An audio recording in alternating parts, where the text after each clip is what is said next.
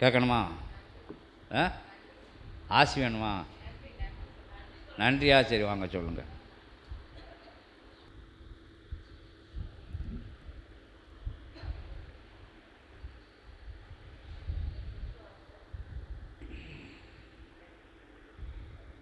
அகத்தியமே ஜெயம், ஆனந்தமே அகத்தியம், உம் அகத்தை சாய நமக.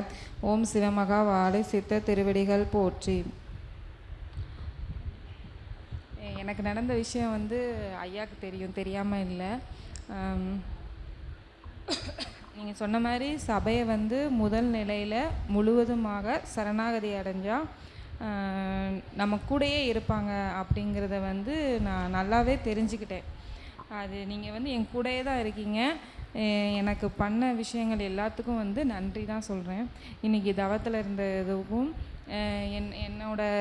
என்னோட எண்ணங்கள், வேற்றுமற்ற ஆற்றல்கள் எல்லாமே போனதுக்கும், நீங்கள் சொன்னதுக்கும், உங்கள் கருணைக்கும், உங்கள் இரக்கத்துக்கும், உங்கள் அன்புக்கும் பாசத்துக்கும் நன்றி. அது மட்டும்தான் ஐயா, வேறு எதுவுமே சொல்லுங்கள். ஓம் அகதீசாய நமக. வேறு வார்த்தையே வரல. வார்த்தை எதுவும் வரல. சரியா? அகத்திய பெருமான் புரிஞ்சுக்கிடுவாங்க. அருளாய் சிவமகா வாழை சித்தன் தவ பீடமதில் அருகாமையில் தவம் இருந்த அந்நிலை அவன் திருவுருவ நிலையனிலிருந்து அவன் நெற்றி சுழுமுனையிலிருந்து புறப்பட்ட ஜோதி உன்னுள்ளிருக்கும் ஆன்ம மாற்று நிலைகளை ஆன்ம மாற்று நிலைகளை வேறறுத்து இயல்பு கொடிமரத்தில் சென்றடைகின்ற அற்புதமான தருணமதை அகத்தியன் யாம் கண்டோம் என்று நல்லாசி வழங்குகின்றோம். ஓம் அகதீசாய நமக.